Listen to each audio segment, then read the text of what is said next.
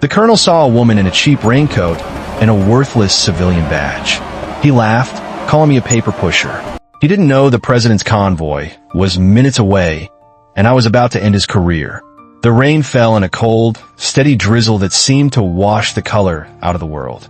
It hammered against the concrete barriers and pooled in the muddy tracks at Checkpoint Argent, a place that felt like the edge of civilization. I stood motionless by a chain-link fence, letting the water soak into my worn, gray windbreaker. It was a deliberate choice. The jacket, the faded jeans, the hair pulled back into a tight, forgettable bun of ash blonde hair. My goal was invisibility. My name is Kalen Vance, but for all anyone here knew, I was just a nameless, bothersome civilian. From my position, I had a clear view of the entire operation. It was a theater of practiced efficiency.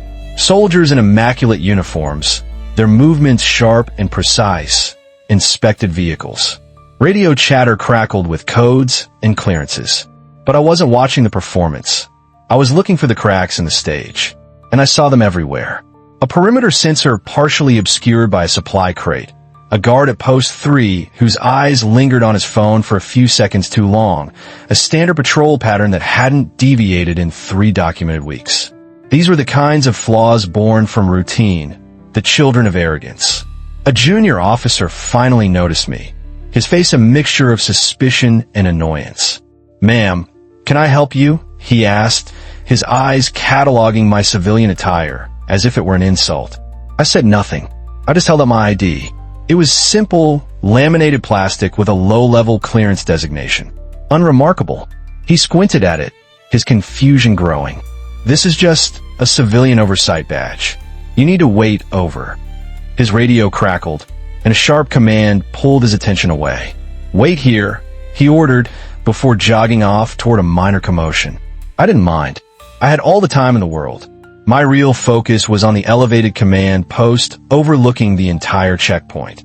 I could just make out the figure of Colonel Marcus Thorne. Even from a distance, he radiated an aura of absolute, unquestioned authority. His uniform seemed to be starched into a suit of armor, his posture ramrod straight. He had a reputation for being tough, efficient, and utterly intolerant of outside interference. I had read his file 3 times. 27 years of service, a chest full of ribbons, and a deeply ingrained disdain for anyone without a rank. He was exactly the problem I had come here to solve. He saw me. His posture stiffened, and I saw him bark a question at a subordinate. The subordinate shook his head. Unknown. That was me, the ghost in his machine. I felt my heart give a single, hard thump against my ribs. Then I willed it to slow, to match the steady rhythm of the rain. Calmness is a weapon. He descended from his post, his stride long and purposeful. A few of his officers paused their work to watch, a matinee performance about to begin. The colonel versus the civilian. They already knew how it would end, or so they thought. Colonel Thorne stopped a few feet in front of me, using his height to cast a literal and figurative shadow. His face, weathered by a desert sun, was etched with lines of impatience. "This isn't a tourist attraction, miss," he began, his voice a low growl designed for intimidation. "Identification. Complete credentials." I calmly pointed to the badge clipped to my belt. He leaned in, making a show of examining it, his lips curling into a dismissive smirk. He then let out a short, sharp laugh, loud enough for his audience of officers to hear clearly. "A civilian oversight badge," he announced, his voice dripping with condescension. "Those paper pushers sent you, did they?" He needed an audience. His authority, I realized, wasn't sustained by respect, but by the performance of dominance for his subordinates. It was a classic leadership flaw and a critical vulnerability. The laughter from his staff was scattered but dutiful. It echoed in the damp air, a hollow sound. It didn't bother me. It was just another data point confirming my assessment. "Listen up," Thorne called out, his voice booming across the checkpoint. "Apparently, we're being overseen today." He gestured dramatically toward me. "The lady is here from civilian oversight. The 3rd inspector this month." More chuckles. "Let me explain how a military checkpoint operates, so you can fill out your little report." He started speaking to me slowly, as if I were a child. This outer perimeter is what we call a preliminary security zone. That means, sir, a major at his side interrupted, looking uneasy. Major Davies. He had noticed something on the badge that Thorne, in his haste to perform, had missed. Thorne waved him off impatiently. Not now, Major. Just then, a young female communications specialist, Lieutenant Eva Rostova, jogged over with a message. She stopped dead when she got a clear look at my badge. I saw it in her eyes, not just recognition, but a flash of pure, undiluted terror. Her pupils dilated, a flicker of understanding that Thorne was blissfully unaware of. She knew. She spun on her heel and retreated without a word. Thorne didn't even notice. His arrogance was a shield, but it was also a blindfold. He was so focused on his own performance that he couldn't see the real danger standing right in front of him. My phone vibrated in my pocket. A single, short buzz. I pulled it out, glanced at the screen, a simple en route. ETA 2 minutes, and put it back. Then, I deliberately checked my watch. 14:02. Somewhere more important to be? Thorne asked, his voice laced with false courtesy. I'm sure your supervisor would understand if our national security protocols are too time-consuming for your schedule. His irritation was escalating. My silence was unnerving him. Do you even have clearance to be here? Let me see your full credentials. Now, he stepped closer, his voice dropping. This checkpoint processes materials vital to national security. Your little committee has no jurisdiction.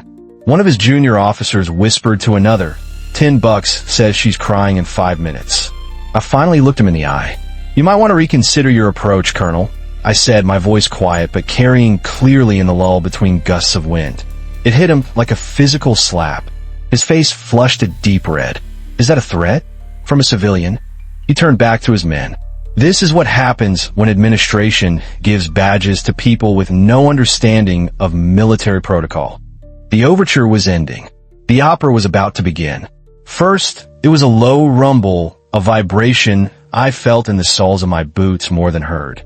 It grew steadily, a deep thrumming that cut through the rhythm of the rain and the crackle of radios. Every head at the checkpoint turned toward the main road. Thorne's head snapped in that direction, a frown creasing his brow. He was searching his memory for a scheduled VIP visit he was clearly unaware of. I, on the other hand, simply waited. My part in this act was to remain perfectly still. 3 black SUVs emerged from the gray mist, their polished surfaces reflecting the gloomy sky. They were flanked by armored vehicles, the kind that don't appear for just any dignitary. Presidential flags were mounted on the fenders of the lead vehicle. This was a motorcade that had no business being within 100 miles of Checkpoint Argent, and yet here it was. It moved with a silent, predatory grace, slowing to a stop exactly where I stood, as if I were a magnetic pole. The lead vehicle's passenger door opened. A man in a sharp black suit stepped out. Agent Sterling, head of the presidential security detail. His face was a mask of professional calm, known to anyone who watched the news. He ignored the rain, ignored the stunned soldiers, and walked directly to me. He stopped a respectful 2 paces away. Director Vance, he said, his voice clear and devoid of any emotion except deference. POTUS is ready for your assessment. The silence that followed was absolute. The rain, the radios, the world itself seemed to hold its breath. I watched as every eye in that checkpoint swiveled from Agent Sterling to me, and then, finally, to Colonel Thorne. I watched the color drain from Thorne's face, leaving behind a sickly, pale mask of disbelief. He wasn't looking at me anymore. He was staring transfixed at the small, unassuming badge clipped to my belt. The badge he had mocked just minutes before. Now, in the sudden, terrifying clarity of the moment, he saw what he had missed. The almost invisible platinum edge, and embedded in the lamination, so small it was easy to overlook the great seal of the President of the United States. It was the marker of the Lazarus Division, the one intelligence unit that answered to no one but the President himself. The officers who had been smirking moments ago were now ramrod straight, their faces a mixture of confusion and dawning horror. The one who had wagered $10 on me, crying looked like he was about to be sick. Agent Sterling handed me a folder emblazoned with a presidential seal. "Your findings have been confirmed, Director. Proceed as authorized." I gave him a slight nod and took the folder. Then, I turned my gaze back to Colonel Thorne. His mouth was slightly open, his breath coming in shallow puffs. The arrogant, powerful commander was gone, replaced by a man who had just realized he had been standing on a landmine, and it had finally clicked. "Colonel," I said, my voice still quiet, but now it carried the weight of an avalanche. "Your checkpoint has been compromised. I identified 3 critical security vulnerabilities within 10 minutes of my arrival." Thorne opened his mouth, but only a dry, rasping sound came out. At that moment, a presidential aide approached him, holding out a secure satellite phone. "Sir," the aide said respectfully, "it's the Secretary of Defense for you." I couldn't hear the voice on the other end, but I didn't need to. I watched Thorne's posture deflate. He went from a rigid oak to a wilting weed, his only words a series of choked, "Yes, Mr. Secretary, and I understand, sir." Each word seemed to cost him a piece of his soul. When he handed the phone back, his face was ashen. Every officer present, seeing their commanders collapse, snapped to attention. Their salutes were now directed at me. "I'll need your senior staff in the command center immediately," I said to Major Davies, who nodded quickly and began barking orders. Inside the cramped, screen-filled command center, I conducted the briefing. My voice was level, calm, and factual. This wasn't about revenge. It was a surgical procedure. I was excising a cancer of complacency. "Your vehicle scanning procedure has a 7-second gap when switching between primary and secondary protocols." I began, pulling up the checkpoint's own security footage on the main monitor. I played it back, frame by frame, showing them the digital blind spot. A window large enough for a truck carrying anything from contraband to an explosive device to pass through completely unrecorded. As I pointed to the 7-second gap on the monitor, the scene dissolved in my mind. I was back in the sterile, windowless room at the Pentagon 2 weeks ago. I saw Thorne, leaning back in his chair with a smug look, saying my name with deliberate condescension. "MS. Vance," he had said, "your theoretical models are intriguing, but in the real world, our protocols are robust." I snapped back to the present. The real world was now playing out on his own screens. "Second," I continued, marking 3 locations on a digital map of the checkpoint. "Your perimeter sensors have blind spots at these junctions, created by improperly calibrated equipment upgrades. Your own diagnostic reports show this, but they were ignored. And finally, your communications encryption is using an outdated cipher. It was compromised 3 months ago in the Redstone breach. Your IT department received the bulletin but classified it as low priority." A hand shot up. It was Lieutenant Rostova. "Director," she said, her voice steady despite the pressure. I flagged that bulletin. I sent 3 separate reports up the chain of command. I nodded at her. "I know, Lieutenant Ferris. Your reports are in the system. They were never acted upon." I let my gaze drift to the back of the room, where Colonel Thorne stood silently, absorbing every word like a body blow. Good intelligence is worthless if leadership doesn't respond to it. The briefing concluded with a list of immediate, non-negotiable actions. There was no argument, no pushback. There was only the quiet, frantic scribbling of notes and the tapping of keyboards as my recommendations were implemented without question. The theoretical had become brutally real. As the officers filed out of the command center, their faces grim with newfound purpose, Thorne remained behind. He approached me slowly, the bluster and arrogance completely stripped away, leaving only a hollowed-out man. "Director Vance," he said, his voice low and raspy. "I owe you an apology." I looked up from my tablet, my expression unreadable. "Don't apologize to me, Colonel. An apology means nothing. Apologize to Lieutenant Rostova, whose sharp instincts you nearly crushed with your ego. Your people deserve better leadership, not your regrets." My words were direct, not cruel. They were a diagnosis.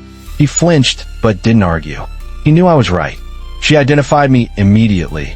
I continued, my voice softening slightly. She saw the threat, or at least the anomaly, and tried to alert you. That kind of awareness is what keeps people alive. It deserves to be recognized, not dismissed. I handed him the sealed folder Agent Sterling had given me, my complete assessment, and a list of mandatory protocols. Implement these changes within 48 hours. A security team from my division will arrive tomorrow to assist. Yes, Director, he said. The simple ma'am that would have been automatic an hour ago was now replaced with my proper title. Walking back across the checkpoint grounds toward the waiting motorcade, I noticed a change. The dismissive glances were gone, replaced with nods of respect and a wide berth. As the SUV pulled away, I saw through the window that the rain had stopped. A sliver of sun broke through the clouds, glinting off the wet concrete. A new day for Checkpoint Argent. One way or another. Inside the vehicle, a presidential aide sitting across from me was studying his tablet. Was the field test really necessary, Director? He asked. We could have order compliance after your initial report. I watched as Thorne gathered his officers in the distance, already beginning the work of transformation. People show you who they really are when they think no one important is watching, I said quietly. The vulnerabilities weren't just in their systems. They were in the culture. The aide nodded, consider my words.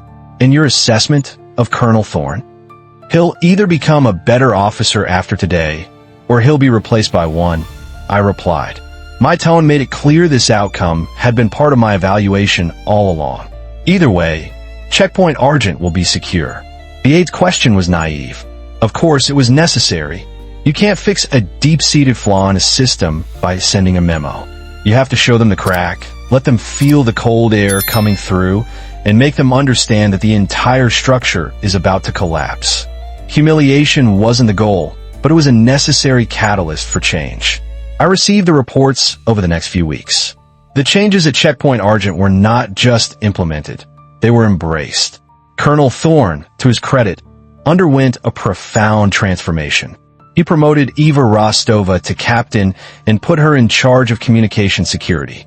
He implemented a new protocol he called Security Override, which authorized any personnel, regardless of rank, to halt proceedings if they identified a potential threat. He was learning. When the Joint Chiefs called me for a recommendation on who should lead a new task force to overhaul security assessment protocols across all military installations, I gave them his name. The general on the line was surprised. After what happened at his checkpoint, Director? Precisely because of what happened at his checkpoint, I had replied. Some men break when they fail. Others are forged by it. Thorne has demonstrated the ability to learn from failure and adapt. That's rarer than you think. He got the promotion. 6 months later, a junior lieutenant from my division, a young woman barely out of training, was sent to Checkpoint Argent for a follow-up assessment. She wore simple civilian clothes and an unremarkable badge. Captain Rostova met her at the gate. She examined the badge carefully, then smiled. Lazarus Division, she said calmly into her radio. Security Override. We have an operative at the main entrance. Inform General Thorne immediately. There was no mockery, no dismissal. Just a quiet, professional response. That afternoon in the rain had sent ripples far beyond a single checkpoint. It had started a shift in the entire security paradigm, from a culture of performance to a culture of vigilance. That day taught me that true authority is never about the insignia on your collar or the volume of your voice. It's about quiet competence. It's found in the details no one else bothers to look at, and in the courage of people like Eva Rostova who dare to speak up. This was never just a story about a military checkpoint. It was about what happens when people are finally seen for what they can do, not for what they appear to be. Have you ever encountered someone in your life or work who, like Colonel Thorne, judge value only by what was on the surface? How did you handle it? Share your story in the comments below. I genuinely love to read your experiences. Please comment with respect. If this story resonated with you, consider hitting that like button, sharing it with someone who might need to hear it, and subscribing for more stories about the quiet heroes who changed the world without anyone noticing. I'll see you next time.